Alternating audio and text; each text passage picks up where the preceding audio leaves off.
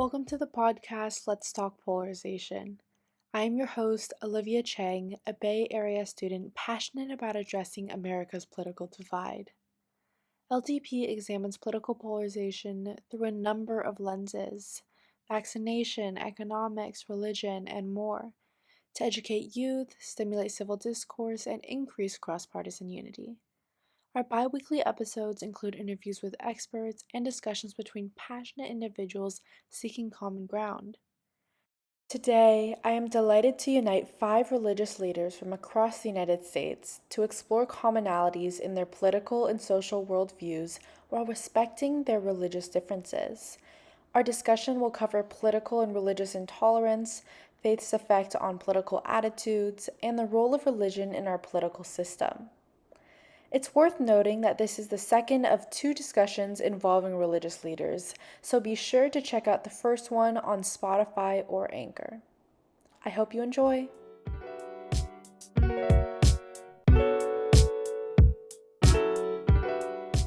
Thank you so much to all of you for joining me today. Could everyone go around and introduce themselves with your name, area of residence, and relationship with faith? I am Swami Chandra Shekhar Ananda from Vedanta Society of Portland. I reside in Portland and have about 14 centers in the United States of America. But this is a worldwide organization, not in many countries, but in Europe and especially in India, we have many centers. I'm a monk ordained in Ramakrishna Order of India. My name is Michael Fallon. I'm a lecturer emeritus from San Jose State University. I'm born and raised a Catholic. I'm not really a practicing Catholic, although I do attend some Catholic services occasionally. Our Zen meditation every Monday consists of Buddhist readings in between 2 different meditations. In the 80s, I taught religious studies in high school and then taught world religion, shall I say, at Mission College in the late 90s and early 2000s.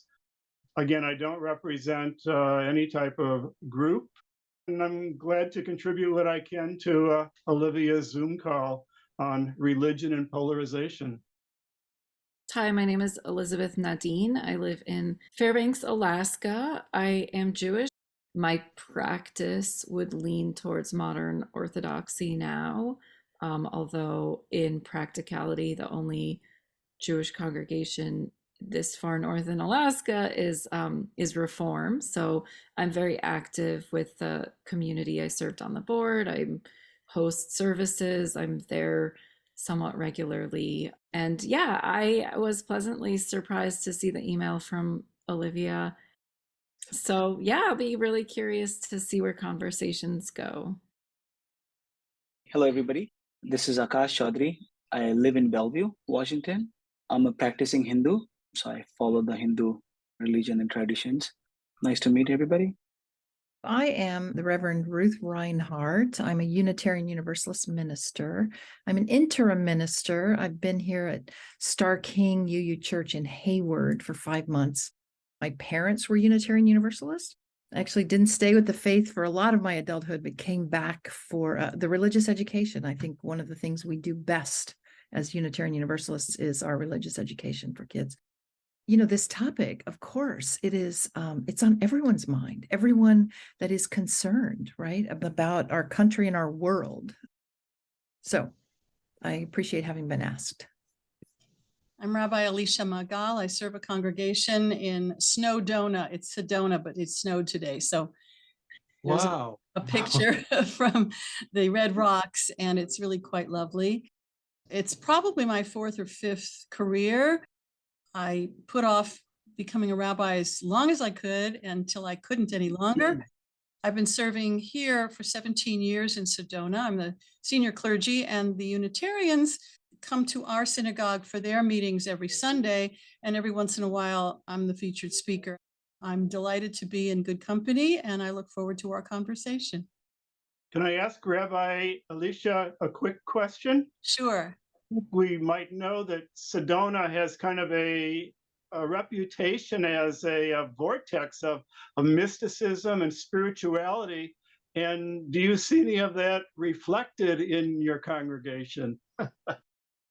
I sometimes do, but you know, the congregation is made up of people from California, Cincinnati, New York, New Jersey, Texas. And so they know how it was done 35 years ago in their congregation. So this is not the woo-woo group that hangs out at the chocolate tree and is vegan. You know, I mean, it's like, it's different. I have less trouble talking to people of different religions who are on my arc of liberality and inclusivity than people who are to the very right of my own religion, who don't even consider me probably really Jewish. We've broken through our hedges and our fences, and we say, we're interested. How do you deal with death? How do you deal with loss? How do you deal with illness? How do you deal with joy? How do you celebrate the new moon? I mean, we're interested and curious, and we're interested in breaking down the barriers and saying, that's so interesting. What are your sacred numbers? You know, rather than saying, are you in? Are you out? How do you celebrate Shabbat? Was your mother Jewish? You know, I come from a family of Holocaust survivors. So I'm very glad to be alive. It's a miracle that I'm walking on the earth. And so I want to build bridges. That's what I'm about. I would love to hear more about that from everyone. Have you noticed heightened levels of political or religious polarization recently? Has it become more challenging to build those bridges with people of different faiths and worldviews? And what can be done about that? I think the solution somewhat lies with the problem, which is that we've come to this sort of day and age where extremists are given a mouthpiece that is not necessarily representative of the cross section of the country. I live in a very conservative Republican town. The people that I know are not as aggressive as what you hear on the news. They're not as full of hate, and they're not as full of, these extremely strong opinions on things. There are a lot of movements out there that I wish got more voice. So, for example, here in Fairbanks, Alaska, there's something called the Interfaith Climate Action Coalition, and they're working together with all of the faith-based communities in town to try to enact positive change to address climate, which is one of our emerging concerns. I think a solution would be to stop allowing extremists to hold the majority of people's attention. I represent Vedanta Society, as I informed you. We are apolitical, so we give no political opinions, number one. Second, we do not believe in proselytization. So we encourage all to progress in their own chosen path, guided by the moral code of conduct. And as you know, I am a monk. I do not have a family, but we consider the whole world is our own family. We call it in India, Vasudhaiva Kutumbakam.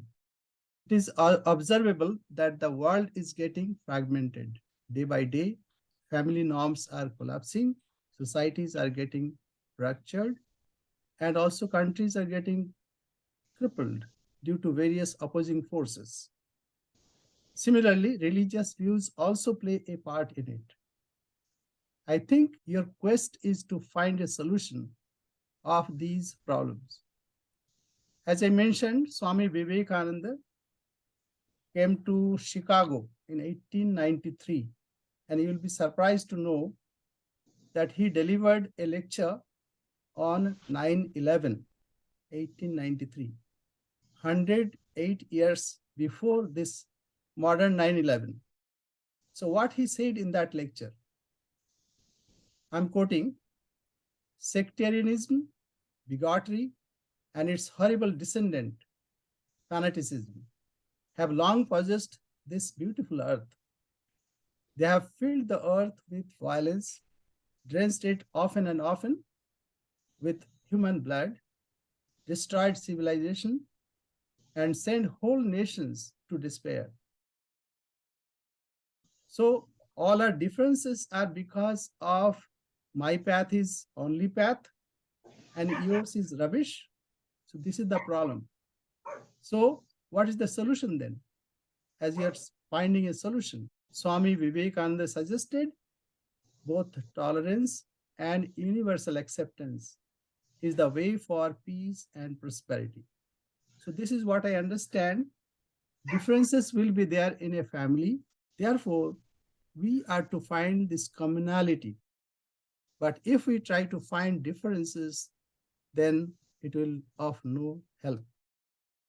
Is political and religious intolerance a concern? Of course, yes. Of course, yes, especially because so much violence is being seen as a result of political and religious intolerance. I was reminded recently that in Cambodia, being queer is illegal, but it's possibly safer there than it is here in this country, where, people will go into Club Q or Pulse, and there are massive shootings against queer folk. So yes, it's a terrible concern. The question is what actions, right? And people really disagree about this, what actions to take. Free speech, yes. And we have to recognize sometimes that speech can cause harm directly. And I think we're seeing this in the January 6th, hearings and the repercussions of that, how speech helped to create that political violence. I do think some of the best work that Unitarian Universalists do is in religious education for kids. So where does it start? Part of my theory of change is that people change in relationship. So when you have people in your circle, what is your sphere of influence? Whether that's your family, your workplace, your congregation, where in your community do you have influence? We need to engage our muscle of staying grounded in difficult conversations, keeping love at the fore, and being able to be truthful with people when you're saying really hard things. Maybe if I could tie Swami's words together with what Ruth said, the ideal, I believe, is there in all of our faiths, but how do we, again, bring people to realize and to live out those truths and those ways? The New York Times article that for the first time, we've reached a majority who do not practice a religion, who identify themselves as non-affiliated. And I know I've always said to my colleagues in discussing religion that whether adults change their path, I think it's really important that the children have some foundation. And I would ask how many of Olivia's students could cite any of the 10 Commandments or know anything about the Beatitudes, or could they even answer what is the Golden Rule? Again, not sure where we get our truths, our faith from these days, although, as I said, to tie Ruth into this, I think it has to be through communities. I'm terribly frustrated because I'm always told, don't talk politics from the pulpit, and everything's political. Because if I say these are the moral standards which the prophets taught, somehow somebody's going to say, oh, you're talking against Fox News, or you're talking against one party or another. And I'm talking prophetic teachings. I'm talking about basic love your neighbor, golden rule kind of things. So I stopped going to marches, and I stopped going because I was just getting too much criticism. And I thought, this is not helpful. I went to the Women's March. I'm always asked to speak. And so what can we do? What actions can we do? Part of me wants to be braver in my actions, and part of me says I can only do what I can do so that I will continue to be heard. And I love what Reverend Ruth was saying, and I'd come to your service. What I think is really interesting, I think it was pointed out before, is that your selection of people here is, I don't want to brand us politically as liberal, but it has that sense to it. I come from a background of what I think is an open-minded, a questioning, a pushing the boundaries kind of religion. Religion was created by people as a need to be fulfilled, right? That's what I believe. And so it serves you, it serves people. And it has to change.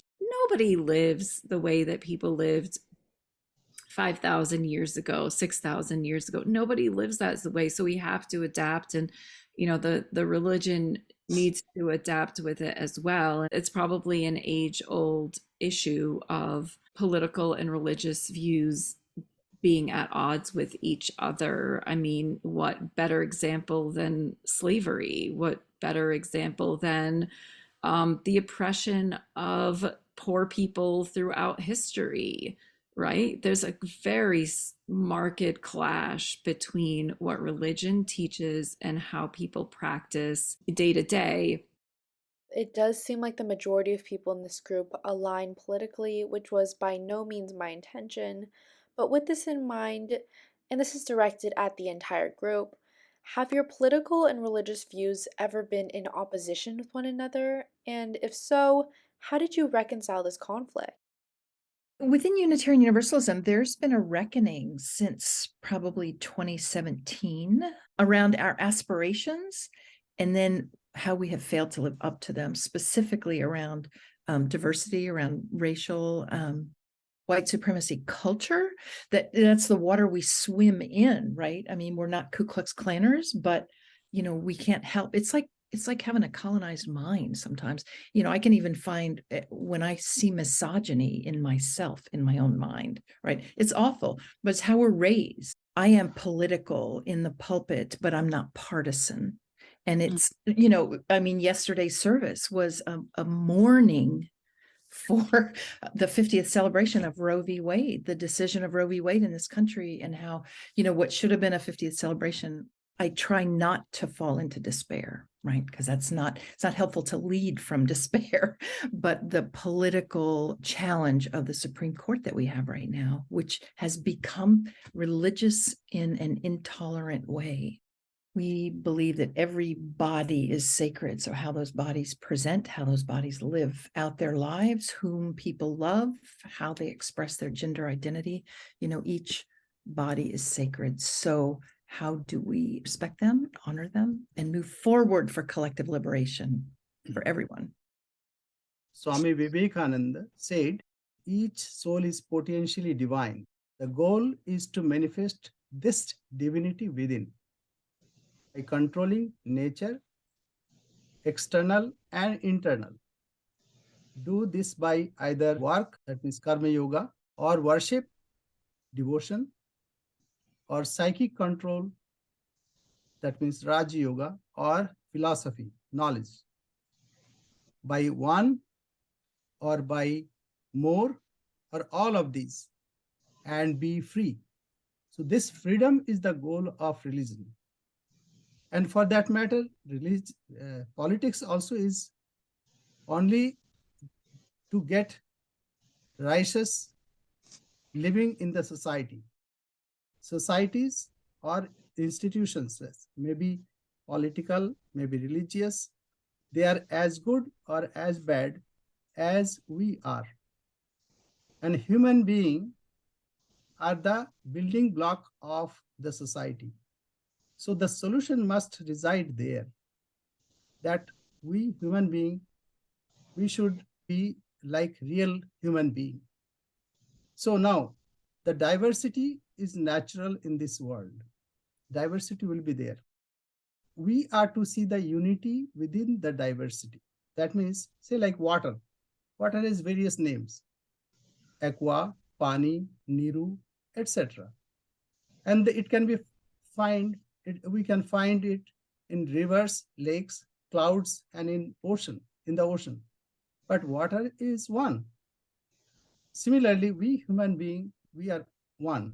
We are pursuing various goals of life. But ultimately, it is the final goal that we'll have to find it. We are all on earth. So we have to find the commonality, the divinity of all individual selves. Harmony, peace, family sounds great. All I know is that we got $47,000 from FEMA to beef up our security because people were afraid. And this is happening everywhere, that the power of the violence, the threat of the violence, we hope will never come to our community, but we had to put film on the windows, lock the doors, put planters outside so no one could drive in to the building and create havoc. We had to have active shooter training. I mean, it's not what I grew up thinking would happen. Back in the 60s and 70s, I thought we were going toward multicultural and inclusive. I have a panic button at the bima, at the pulpit. I'm troubled by the direction that we seem to be going, and we're spending tons of money on security, which seems to be a necessity. And I hope that we can also go toward the education and the kindness. We want to be welcoming and open and inclusive of people that come to church. I know some homeless folks and I've invited them, right? And, they might look sketchy to you. And what does that mean if someone looks sketchy? We had a shooter at a Unitarian Universalist congregation. It was quite a while ago. It was in Tennessee, but it's very real. I reject the fear motivation for spending more time on security than we spend on welcoming and inclusion. It's a hard balance. Buddhism oftentimes isn't recognized so much as a religion as it is a philosophy or a psychology, which I think we could find as a truth in most of our religions. But meditation now is seen scientifically as well. And I mean, me being grown up as a Christian, now practicing meditation, there's a line that I go back and forth in terms of meditation and prayer. But anyways, it's a spiritual practice that I think, transcends my practicing any particular faith. But I think every faith invites people into what Swami was saying, to discover that divinity within each of us, within ourselves, and then within each other. I love what everybody has said here, and all of those things resonate with me. I was really raised in this notion of gendered roles. In Orthodox Judaism, there's a very clear divide between what men and women do. Men read from the Torah, men go to the bima, men are required to go to services. For women, it's actually considered somewhat optional. Women tend to be in the kitchen, preparing the food, raising the children. I'm a liberal person. And so my liberal viewpoint is that we need to leave those gendered roles behind. I do think that people who come from the more orthodox parts of their religions do strongly adhere to gendered roles. They have a much harder time letting go of those. If you look across the world, there are still many countries and many cultures where roles are highly gendered. And we are taught now with our liberal viewpoint, A, that that's wrong, but B, that we should be very accepting of everybody and everybody's differences. So I still find that internal clash very difficult for me to overcome. I have opinions on women's roles, but I want to also respect the women that I know who either have had the choice to accept those roles or who are trying to overcome them. I think the perfect example is the revolution over head covering in Iran, right? I want to respect a woman's choice to cover her hair, and many Orthodox women in Judaism do. But I also really want to support the women who say, I've never been given that choice, and I want to overcome that. And I'd love for the world, whether it's faith-based or political or whatever it might be, to get to the point where people have that freedom to make the choices and hopefully also then not be judged by others for the choices that they make. Elisabeth really made me look at myself, because I realize I'm quite intolerant of intolerance. And I like the way you said you'd like to accept that people have choices, and you'd like them to have choices, and then that you would not judge what their choice is. However, so many people are pushed into roles and they have no choice. And that really gets me angry. And I have trouble with my own judgmental attitude because I think that I'm being more open, and yet, they're judging me for being heretical. So it's all labels, isn't it? We all wear blinders in a way, and we all come from a culture where we are unaware of our biases. So every time we come up against that, it's kind of shocking, but we have to constantly try again to be open, try again to fight for harmony. It's not easy. None of this is easy, which is why you're asking the question.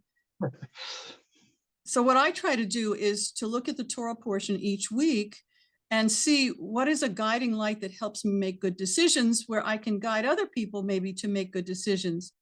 I wanted to follow up quickly just to say that, I have two young kids. They're ages 10 and 12. My son's studying for his bar mitzvah, and we read the Torah portion. They're like, what am I supposed to get out of, Jacob married two women and had kids with both of them, plus their handmaidens, and I'm like, oh, I don't, like, how do we bring this ancient lore into modern times? So I love, Rabbi Alicia, what you said about, like, that idea of, well, how does this pertain to me? And well, I mean, I love Judaism because it gives me the freedom, at least as I practice it, to allow me to interpret some of these ancient stories in modern times.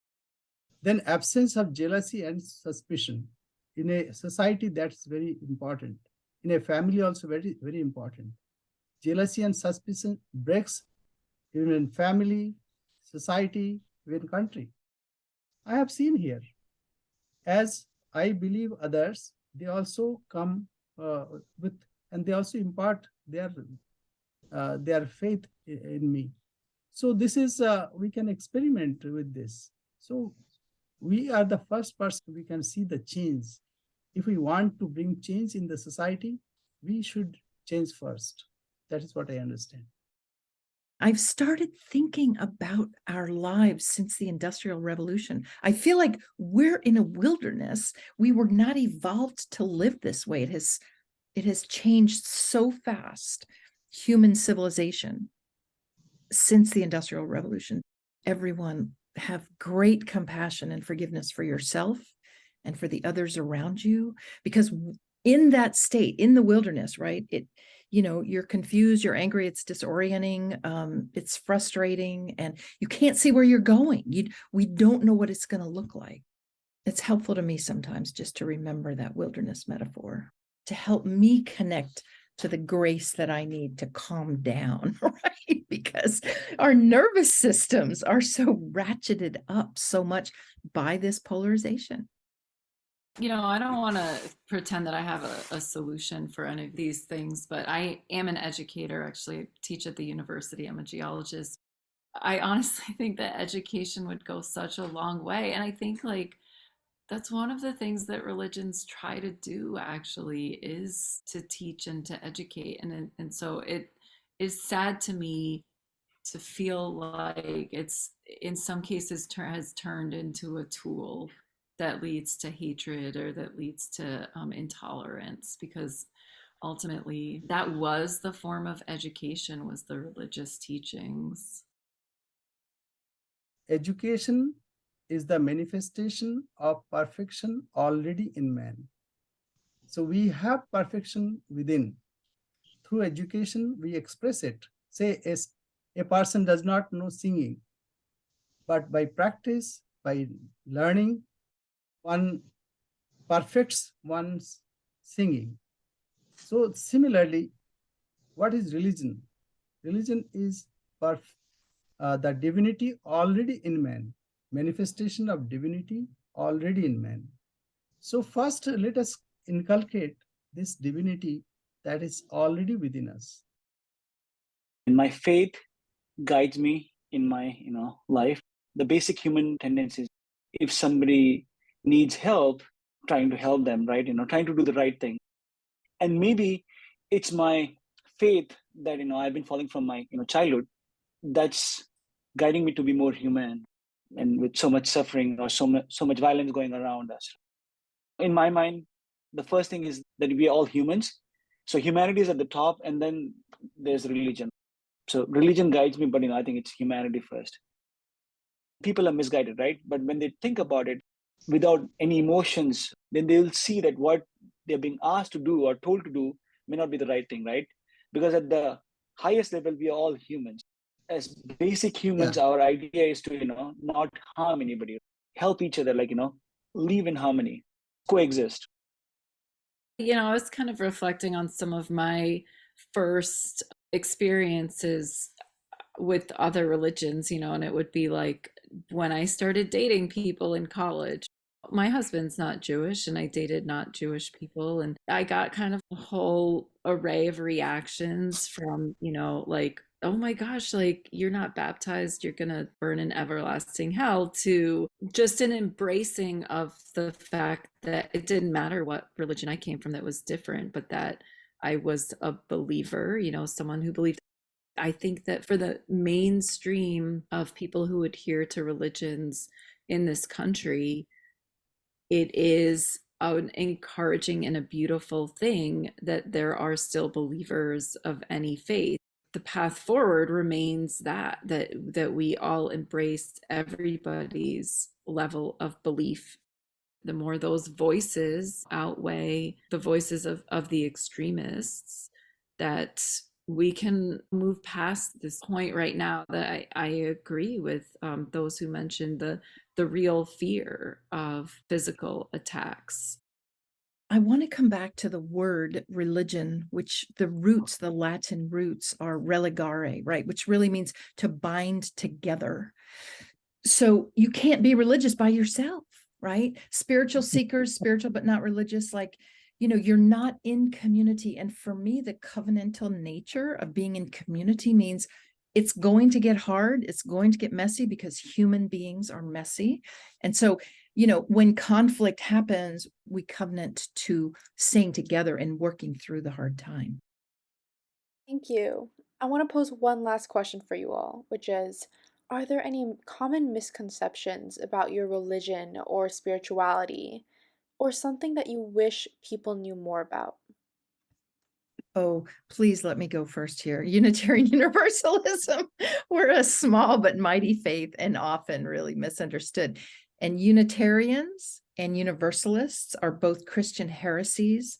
And in our heritage, people were, shunned, excluded, tortured, killed, right, for having these heretical faiths within the Christian tradition. And now I would say we're Christian adjacent, that many people in our faith are atheist, humanist. We have many Buddhists, many Jews. We have Sikhs, we have Muslims. We have a wide variety of folks that are Unitarian Universalist. And we have principles to guide our ethics and our behavior. And we believe in covenanting to walk together in religious community. And our direction is towards collective liberation. Hinduism, people think that it is polytheism, but actually it is monotheism, or there is only one truth. Ekam sat vipraha bahudha vadanti. The truth is one, but sages call it variously. So this is one misconception that we find in the world. And we want to, we say, condemn none. If you can stretch out a helping hand, you do it.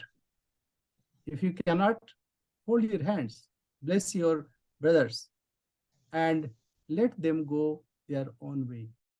So we honor all religions. And thank you, Olivia, for organizing this. And I am very happy to be in the company of such great souls. Well, we've been the butt of anti-Semitism since the beginning of time, and there's so many misconceptions about Jews, but all I can say is I'm reading a terrifying book called People Love Dead Jews by Dara Horn, and it's just awful and so true, and about all the monuments going up to those who perished in the Holocaust and other attacks, and yet anti-Semitism continues without understanding how much love and kindness and responsibility and social action is at the forefront of our religion. And I love you all, and please be in touch. And Olivia, you're beautiful.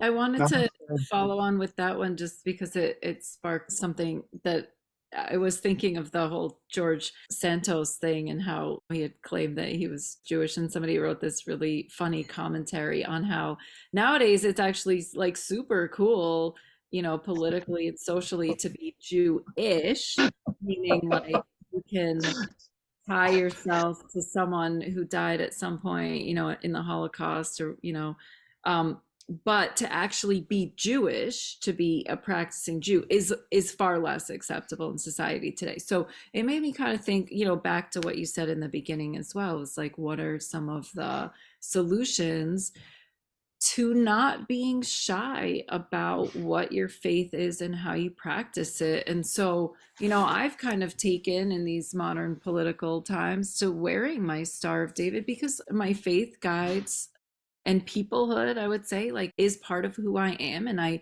shouldn't be afraid to show it. I shouldn't be embarrassed to show it. If we all were more accepting of each other and who we are, not only respectful but also embracing, um, then I think we'd all be in a better place. So let's not be polarizing, but let's also be proud. I think that would be lovely.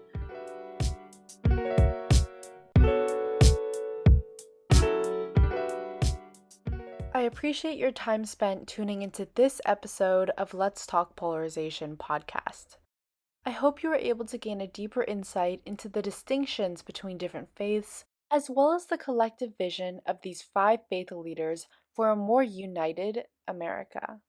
They demonstrate that, with empathy and respect, all individuals, irrespective of their religious differences, can come together in meaningful discourse. Tune in 2 weeks for an interview with Dr. John Rusenbeek, a British Academy postdoctoral fellow at the Cambridge Social Decision Making Lab, to explore vaccine hesitancy and COVID misinformation. See you then.